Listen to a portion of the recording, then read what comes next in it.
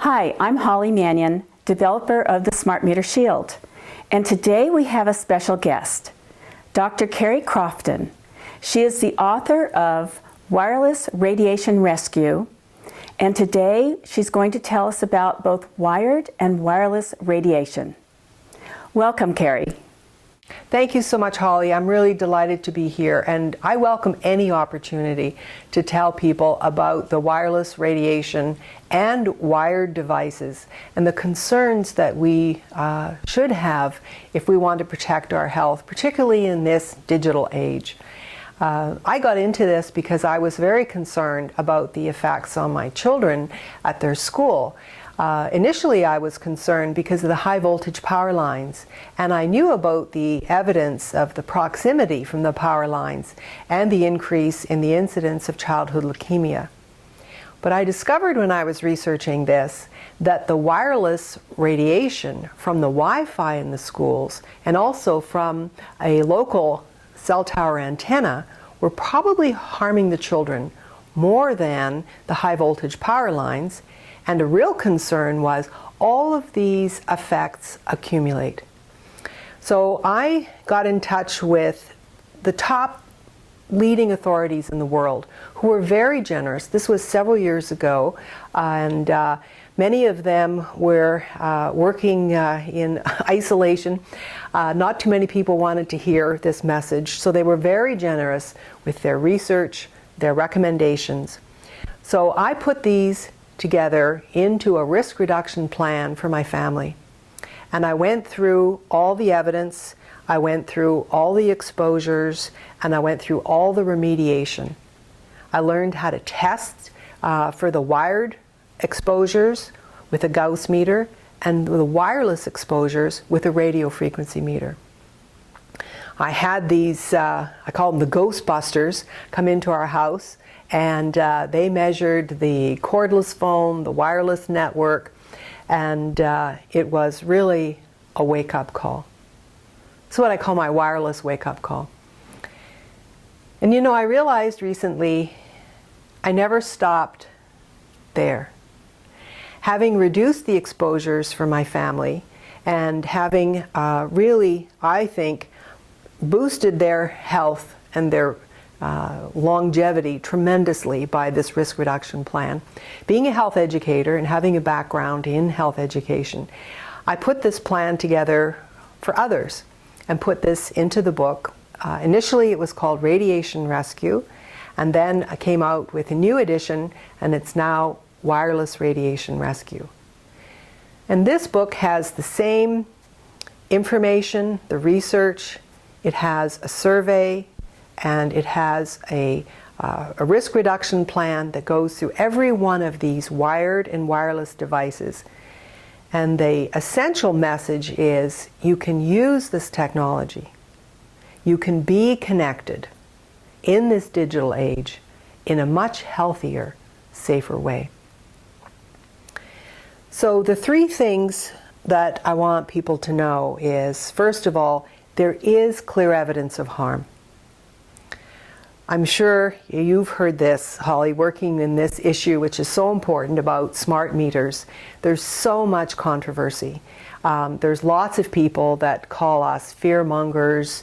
You know, we're trying to instill fear in people. There's nothing wrong. There's no evidence. But we are burdened and blessed, perhaps, by certainly knowing that it's different. And one of the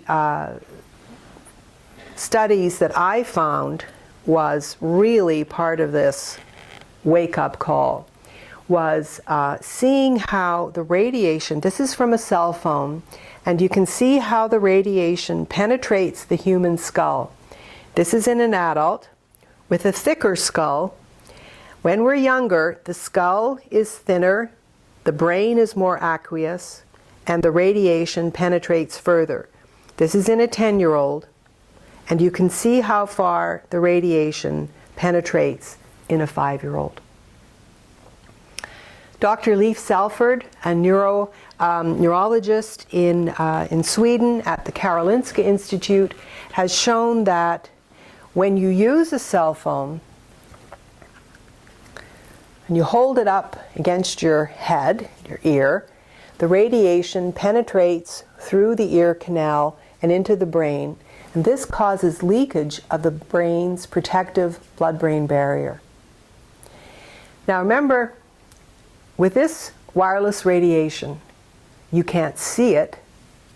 Most of us can't feel it, but it is having these adverse effects. It affects the eye and our eyesight. It affects, obviously, the brain. There is evidence that the increase of brain tumors are virtually almost always on the same side of the head as where people are holding their cell phones up against their heads. So let's imagine you could see this radiation. This is obviously not the real radiation, but there is a hot near field, the near plume here. So if you are holding your cell phone against your ear, this comes out like this from the antenna, whether or not you can see the antenna. So if it's here, it goes through the brain. If you carry your mobile device powered on in your pocket, it affects your heart. One of the doctors I work with is a cardiologist, and he's very concerned because he says, which makes sense, the heart is electrical in nature, and it's very vulnerable to these electromagnetic fields. So the second thing that we want people to know is government standards are not protecting us. Now maybe you're, well, I don't think you are, Holly, you're well educated and more aware than this, but some people think that the government health is really protecting us, that these regulatory agencies are forward thinking, and because we buy all these devices and they're everywhere, they must be safe. Well, unfortunately, the government standards, which many people think are protecting them, are way out of line with the science. They aren't just a little bit off. They are tens of thousands of times off. So the radiation emissions from the Wi-Fi router in a school, in a home, in an aircraft are well within, so they say, most of the time, government-approved standards. What most people don't know is that those standards are way out of date, not in line with the science, and actually completely misleading. The way they came up with those standards was the radiation from your wireless device wasn't strong enough to heat human tissue. It was deemed safe. Unbelievably, they only tested this on a 200-pound male mannequin with a great big head. They never tested the effects on women or children or on an unborn child. They also only looked, as I said, for the thermal effects. Again, unbelievably, they never looked for non-thermal effects. So in other words, up to the boiling point, or even, does it heat human tissue, they said, we give it the all clear. But the things that the evidence that we have shown, that leakage of the blood-brain barrier, there's also clear evidence, damage to DNA, breakage of DNA, damage to DNA repair, the cardiac effects, cognitive impairment. This is why it's extraordinary when we look back on this, and we're going to say, they put wireless radiation in schools? When there was evidence of cognitive impairment, cardiac effects, learning disability, challenges, also a connection with autism, ADD, and children on the autism spectrum, why on earth did they flood their schools and their towns, also their aircraft or their trains with Wi-Fi? So these are non-thermal effects. So what the science shows is that the radiation levels don't have to be high enough to heat tissue. They in fact could be a fraction of what is allowed. The third thing is that there are safer solutions. So we're not facing the option of, can we have digital technology or not? We're looking at the option of, are we going to use this technology more safely or are we not? Of course, it's convenient, it's sexy. This is one of the older BlackBerries, and I have also a cell phone that I use that's even older. And there are many ways to use this technology more safely. And one of the concerns is that many of the devices now are, for example, an iPad cannot go onto the internet other than wirelessly. So in the safer solutions, what we want people to know, the key is wired over wireless, corded over cordless.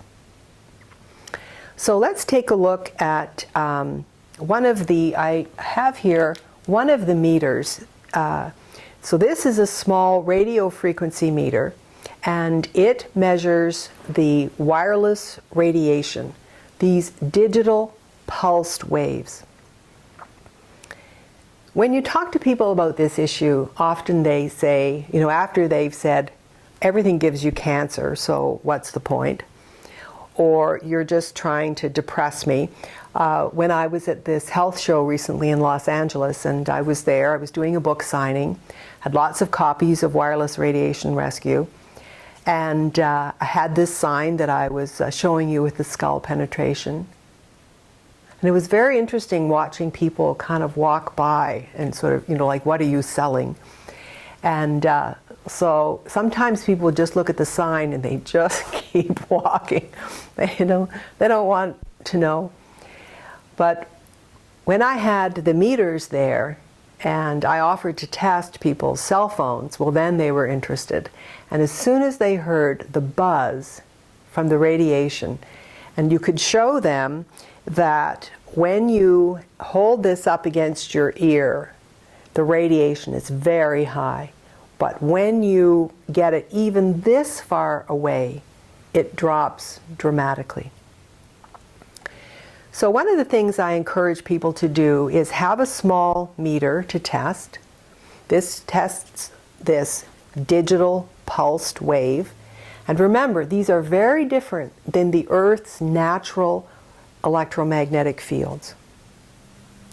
So when we have cell tower nodes along the road, when we have smart meters everywhere, when we have smart meters connected with a wireless grid, we are filling the environment with this digital pulsed wave. And this is nothing like the cosmic radiation, the Earth's natural electromagnetic fields, nor are they like the older analog levels. So digital is jagged, pulsed. One of our contributors in our technical team said this is a jagged, sort of raw tooth, sharp wave. And that is part of the reason why it disrupts our sleep, can cause dizzy spells, headaches, and a slew of adverse effects. So let's go back to the testing. Is this for the wireless? For wired, you need a Gauss meter. So an electric blanket, a heating pad, a toaster, a fridge, a plugged-in computer, all of those you would test them with a Gauss meter. And then let's take a look at how to use these devices more safely. This is an old, very old iPod, and this one is great. It doesn't send and receive. The newer iPods, the new must-have ones, the touch screens and everything, They send and receive. So it's that function that causes these health concerns. So the number one thing is, whether it's your iPad, your iPhone, your iPod, your anything, or your BlackBerry, whatever mobile device it is, or your laptop, power it off whenever you can, but at least put it into the airplane mode or turn off the sending and receiving. This is also true of your device for reading your ebook. So if you want to download your ebook, I would put it down somewhere and walk away, come back when it's finished, turn it off the sending and receiving, and then you can use this more safely. So with the mobiles, again, put it in airplane mode as much as you can. Speakerphone is essential. And keep it powered off as much as you can. Don't carry it powered on in your body. Bluetooth headsets are not the answer. You can become a local antenna for all the radiation around you. Earpiece with a wired is better than holding it against your head, but again, that can be an antenna. And remember, the near field, which was this plume here, the far field can go 10 to 20 feet. So if you're texting here and holding it against your body, yes, it's better than holding it against your head, but it's still not considered safe. Some of the evidence shows that only 30 minutes a day, this large interphone study showed that 30 minutes a day cell phone over a period of 10 years increased the risk of brain cancer about 30% to 40%, depending on who the researchers were. And they called this a heavy user.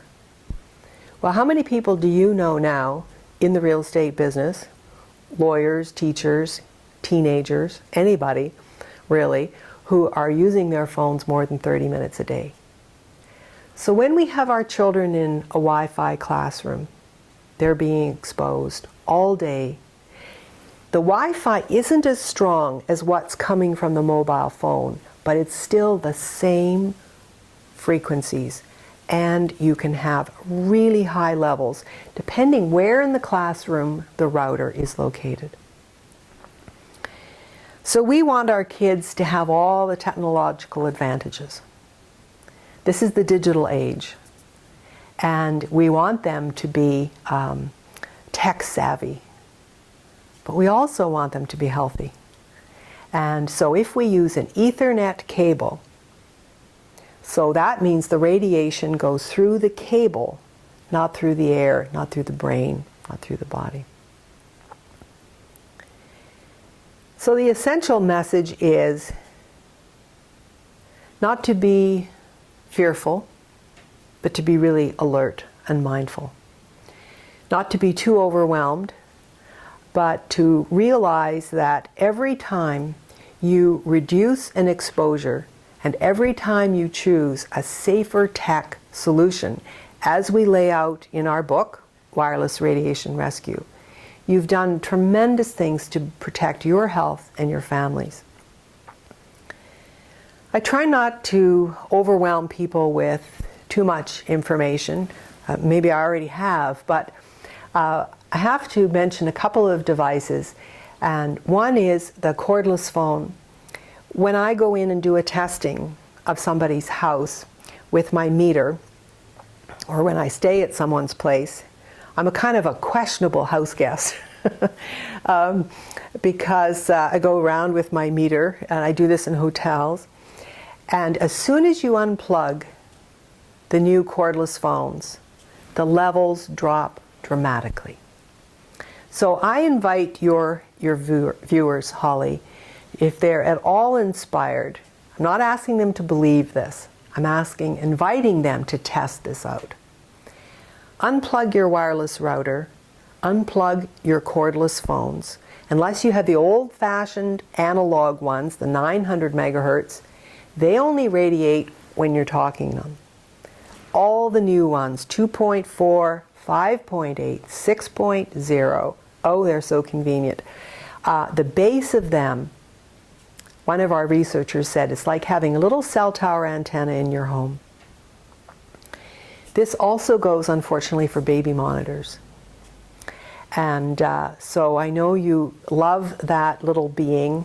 Is there anything more vulnerable? Well, maybe a sick puppy, but when you see this vulnerable little child, and you love them so much and you want them to be safe and healthy and to protect them, so Granny or somebody gives them a digital baby monitor. And one of our contributors said the last place you want to put a digital baby monitor is anywhere near an infant. So again, look to garage sales, maybe eBay, find an older analog one and keep it far away from the baby. So there's proximity, how close you are to the device, intensity, how strong the device is, duration, how long are you being exposed. So one of the concerns with smart meters is, yes, this is the same wireless radiation. So proximity, how close is this to where you sit or sleep? Duration, how often are they transmitting? As the research, the technical people that have been, the non-industry people have been testing them, have found that they transmit much more often than the utility company seems to be telling us. Also, vulnerability is another factor. A pregnant woman, a young child, an older person, someone with ill health, are being to be much more vulnerable. But one of the physicians who is part of our team has said that even if you don't feel this, you're being affected. We have many people now who are electrosensitive. And this same researcher, Dr. Scheiner in Europe, told me about a spectrum. And he said there's exposure without symptoms, but still being affected. Exposure with symptoms, this is the beginning of electrosensitivity. So that might be eye pain, might be headaches. Of course, there's lots of reasons for those. It could be ringing in the ears, sleep disruption, vertigo, dizziness, many things. Then there's electrohypersensitivity. And these people really have a difficult time being in our modern digital world. Many of them can't work, they can't take a bus, they certainly can't travel. He is also seeing now people who are electroallergic, who are going through the body's allergic response when exposed to electromagnetic fields. This is not where we want to go. So this cardiologist that I mentioned, Dr. Stephen Sinatra, he and I have founded an international advisory board called Doctors for Safer Schools. And our website is doctorsforsaferschools.org. And it's a new site, it's developing, and we're putting up information that people can use to send to their school board, give to the teachers, give to the principal, maybe try to enlighten some of the other parents. Because our kids can be tech savvy, we need to use wired connections, and if you simply have to have wireless in your school, try to keep it away from the special needs, which is where they usually put the special needs kids in the hottest radiation hotspots, because they love that technology and it seems so good. And put the routers further away, but you really need to do testing. So I thank you so much for having me here today, and I appreciate you and your work and what you're doing, and we need lots of advocates and devoted people like you, because we can be healthy in the digital age. We need to look to the safer tech solutions. Thank you, Kerry, so much for joining us today. You were just a wealth of information.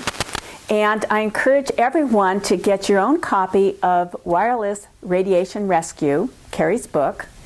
And the best thing is to visit her website, which is called radiationrescue.org. You will pick up all kinds of tips that you can share with your family and in your home that will help protect all of us in this wireless age.